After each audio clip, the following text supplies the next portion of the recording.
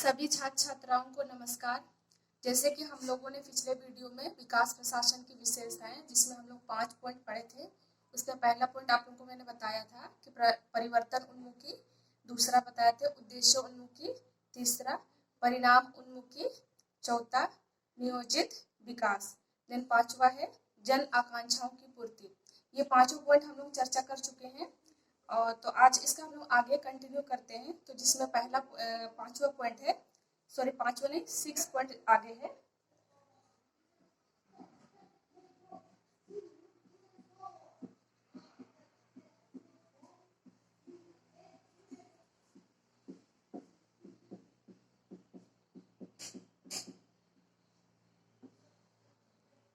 जिसमें 6 पॉइंट है सृजनात्मक।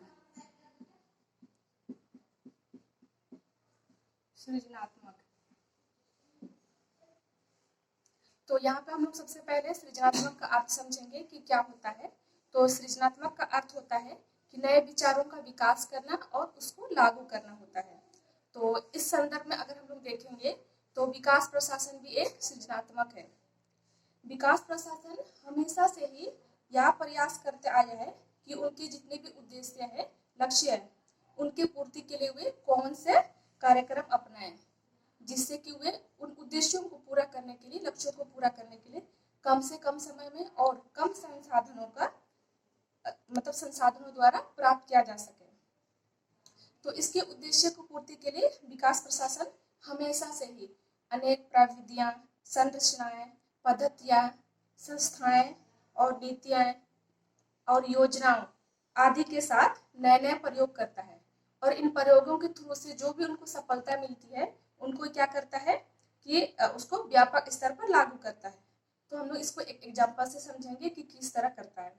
तो जैसे कि भारत में विकास प्रशासन ने स्वतंत्रता के बाद से ही गरीबी हटाओ, फिर बेरोजगारी उन्मूलन, ग्रामीण विकास के संदर्भ में कार्यक्रम, पद्धतियां और प्रणालियां, संरचनाओं आदि में अभी तक अनेक प्रयोग किए हैं।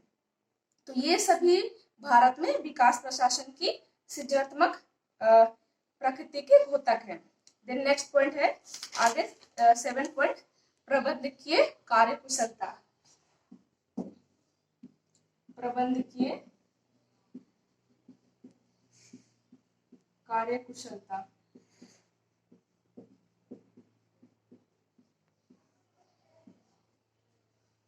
तो विकास प्रशासन न केवल राजनीतिक, आर्थिक, सामाजिक और सांस्कृतिक इन सब के विकास हेतु ही अपना लक्ष्य नहीं बनाता है, बल्कि इन प्रशासन में जितने भी कर्मचारी, अधिकारी काम करते हैं उनकी क्षमताओं को बढ़ाने के लिए भी वो अपना प्रयास करता है।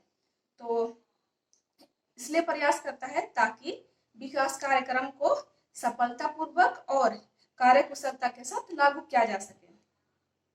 अगर विकास प्रशासन संबंधित जितने भी कर्मचारी है, अधिकारी, उनकी कार्यकुशलता नहीं होंगे तो विकास प्रशासन कितने भी अच्छा कार्यक्रम क्यों ना बनाए हो तो उसका जो कार्यक्रम है इसका परिणाम गलत ही होगा, अभिष्ट होगा। और साथ ही साथ इससे क्या होता है, इससे समय का और फिर धन दोनों का अपव्यय होता है, घाटा ही होता है।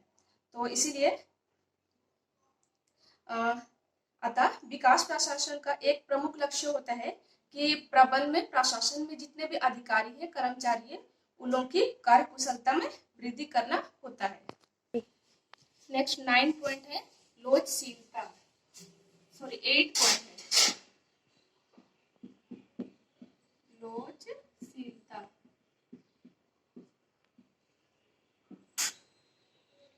तो विकास प्रशासन विकासशील देशों से ही संबंधित है। तो और विकासशील देश विकसित देश होने के लिए हमेशा प्रयास करते रहे हैं, अर्थात वे विकास के दौर से गुजर रहा है। इस कारण इन देशों में लगातार परिवर्तन आ रहा है। इसको हम एग्जांपल से देखेंगे कि भारत में जब भारत की समस्याएं 1950 के दशक में थी तो वे समस्याएं 1960 और 1970 के दशक में वो समस्या नहीं थी। इसी प्रकार भारत में जो समस्याएं पिछले शताब्दी में थी और वे वर्तमान शताब्दी में नहीं है, तो उन समस्याओं का स्थान दूसरी समस्याओं ने ले लिया है, क्योंकि विकास प्रशासन इन समस्याओं के अनुरूप अपने उद्देश्य निर्धारित करता है तथा कार्यक्रम बनाता है और उसको लागू करता है। अतः यह आवश्यक हो जाता है कि विकास प्रशासन लोचशीलता रहे। देन नेक्स्ट पॉइंट है 9, नौकरशाही का भय। 9 है नौकरशाही का भय। विकासशील और विकसित दोनों में विकास की अनेक योजनाएं संचालित होते रहती है। प्रत्येक नई योजनाएं और प्रत्येक नए कार्यक्रम प्रशासन पर बढ़ता हुआ एक नया उत्तरदायित्व है। तो इन कार्यों और योजनाओं के हाथ में जो नई शक्ति आती है, जो नया क्षेत्राधिकार आता है, उससे अधिकारियों द्वारा अपनी शक्तियों और क्षेत्राधिकार के दुरुपयोग की संभावना बढ़ जाती है। परिणाम यह होता है कि नौकरशाही के साथ साथ लाल फीताशाही की जड़ें भी मजबूत होती है। तो इस प्रकार विकास प्रशासन के संदर्भ में नौकरशाही का भय रहता है। द नेक्स्ट पॉइंट है आधुनिकीकरण।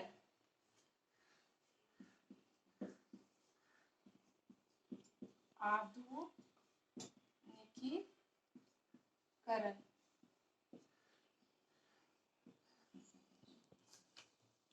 विकासशील देशों के लिए आधुनिकीकरण, परिवर्तन तथा नवीकरण जैसे कार्य अवश्यमयी बन जाते हैं।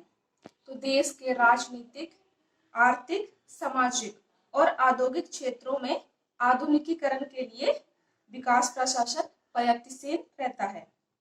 विकास प्रशासन को इन नए और आधुनिक उद्देश्यों को प्राप्त करने योग्य अपने को बनाना पड़ता है। तो प्रशासनिक आधुनिकीकरण के लिए विकास प्रशासन विकसित देशों से मापदंड प्राप्त करता है। विज्ञान और तकनीकी का विकास आदि प्रशासनिक आधुनिकीकरण में सहायक सिद्ध होते हैं। आधुनिकीकरण के लिए विकास प्रशासन को सुदृढ़ तथा लक्ष्य उन्मुखी बनाया जाता है। अतः विकास प्रशासन आधुनिकीकरण हेतु प्रयत्नशील रहता है। द नेक्स्ट पॉइंट है आर्थिक विकास महत्वपूर्ण घटक। नेक्स्ट है आर्थिक विकास महत्वपूर्ण घटक। महत्वपूर्ण घटक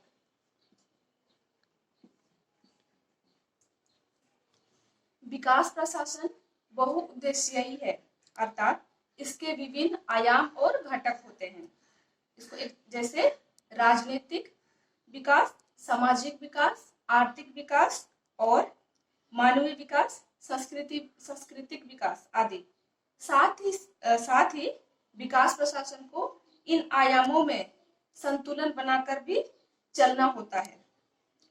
अगर विकास प्रशासन इन आयामों पर संतुलन बना के नहीं चलेगा तो ये आयाम असंतुलित होगा। परंतु इसमें कोई संदेह नहीं है कि विकास प्रशासन के लिए सबसे महत्वपूर्ण आयाम आर्थिक विकास ही है। इसका कारण इसका रीजन है कि क्यों है आर्थिक विकास ही। इसका कारण यह है कि आर्थिक विकास अन्य सभी विकास की आधारशिला है एवं आर्थिक विकास के बिना अन्य कोई भी विकास अर्थहीन हो जाते हैं। उदाहरण के लिए हम लोग समझेंगे इसको कि एक व्यक्ति की आधारभूत आवश्यकताएं क्या क्या होती है, रोटी, मकान, कपड़ा, ठीक है।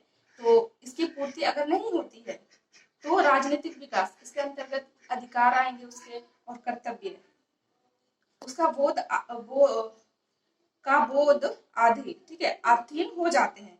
कहने का तात्पर्य है कि एक व्यक्ति का जो आधारभूत आवश्यकता है, रोटी, कपड़ा, मकान, ठीक है, उसकी पूर्ति नहीं होती है तो उसकी राजनीतिक विकास से अर्थहीन हो जाती है। इस प्रकार एक व्यक्ति का सामाजिक स्तर उसकी आर्थिक संपन्नता पर निर्भर करता है। इस प्रकार कोई भी देश आर्थिक दृष्टि से अगर समृद्ध नहीं होगा तो वो देश शक्तिशाली नहीं कहलाएगा। इसीलिए सबसे पहले कोई भी कंट्री को पावरफुल बनने के लिए उनका इकोनॉमी जो स्थिति है वो अच्छा होना चाहिए, समृद्ध होना चाहिए। आगे कहता है, एक देश को अपने अस्तित्व के लिए आर्थिक दृष्टि से समृद्ध और संपन्न बनना आवश्यक है। इसलिए विकास प्रशासन ऐसे प्रशासनिक संगठन की रचना करता है जो देश की आर्थिक प्रगति में संभव बनता है, देश की आर्थिक प्रगति को संभव बनाता है तथा आर्थिक विकास के लिए मार्ग प्रस्तुत करता है। यदि हम भारत में विकास कार्यक्रमों पर नजर डालें तो यह स्थिति और भी स्पष्ट हो जाती है। अतः ग्रामीण विकास के लिए जितने भी कार्यक्रम प्रशासन द्वारा बनाए गए उन सभी का मुख्य उद्देश्य ग्रामीण को आर्थिक रूप से समृद्ध बनाना है।